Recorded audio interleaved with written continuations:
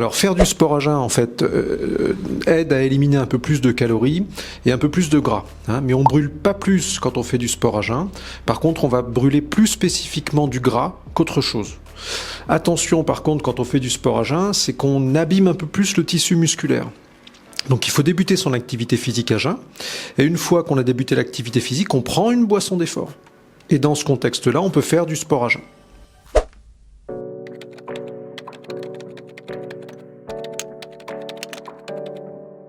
Alors les stimulants énergétiques, alors que ce soit les energy drinks ou alors la caféine ou enfin tout ce qui va apporter de la caféine en particulier, n'améliore pas la performance sportive.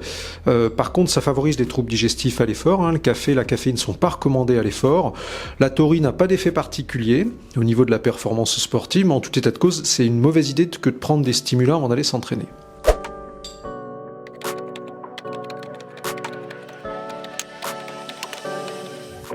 Alors, donc pour se muscler et améliorer ses performances, il faut consommer des protéines. Donc consommer des protéines, c'est-à-dire répondre aux besoins de l'organisme en termes d'apport en protéines. Quand on pratique une activité physique, le corps a besoin d'à peu près 1,2 à 2 grammes de protéines par kilo de poids de corps idéal et par jour. Donc on prend son poids idéal théorique, on le multiplie par 1,2 jusqu'à 2 en fonction de son niveau d'activité physique, et ça donne la quantité de protéines qu'on doit consommer quotidiennement. La consommation de poudre de protéines n'est pas une nécessité si on arrive à couvrir ses besoins avec des aliments.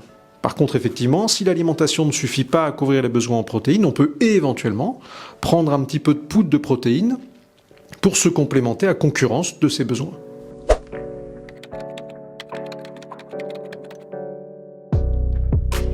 Alors, en aucun cas, il faut s'affamer pour sécher. Pour sécher, il faut, c'est-à-dire perdre de la masse grasse. Hein. Sécher, ça veut dire perdre de la masse grasse.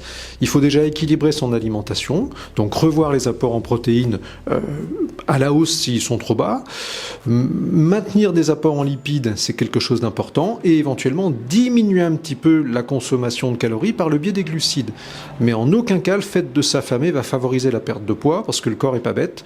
Et s'il n'y a plus assez de calories, le corps a des solutions pour limiter sa dépense énergétique.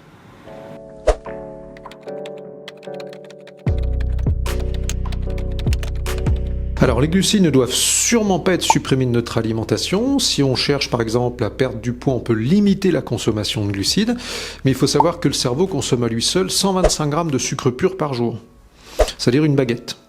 Donc si je supprime complètement les glucides, tous les efforts d'intensité relativement modérée ne pourront plus être réalisés, et puis ça va marcher plus difficilement au niveau intellectuel. Donc on diminue l'apport en glucides, mais en aucun cas on ne supprime les glucides, quelles que soient les circonstances.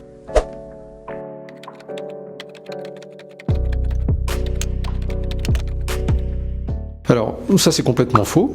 On peut associer les glucides et les lipides lors d'un même repas. Quand vous allez manger par exemple du pain et du fromage, vous avez des glucides et des lipides.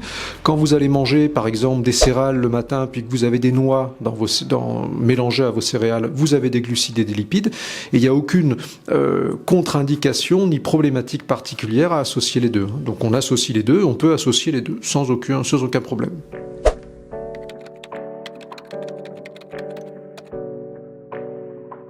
Alors c'est complètement faux, il faut savoir que la moitié du poids du cerveau c'est du gras. Tout le système nerveux est fait de matière grasse, donc si vous supprimez le gras de votre alimentation, vous allez créer des carences. Après on va trouver différents types de graisses, vous avez des graisses qui sont plutôt à risque au niveau de la santé cardiovasculaire, et puis d'autres qui seront plutôt intéressantes, mais il faut manger des lipides, il faut manger du gras, après il faut sélectionner des graisses de qualité. Donc par exemple de l'huile de colza, de l'huile d'olive, de l'huile de lin par exemple, manger des noix régulièrement, et puis manger des poissons gras assez régulièrement. Mais il ne faut en aucun cas supprimer les matières grasses de son alimentation, même quand on cherche à perdre du poids.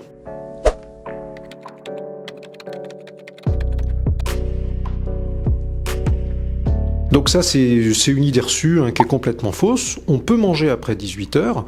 Ce qui est important, c'est de ne pas manger et d'aller se coucher dans la foulée. Il faut laisser un petit peu de temps de digestion éveillé. Ce qui fait stocker, c'est surtout les quantités qu'on va manger et c'est surtout la quantité de glucides ou de sucre qui vont favoriser la mise en réserve et qui vont favoriser la prise de poids. Mais on peut tout à fait dîner après 18 heures, ça pose absolument aucun problème.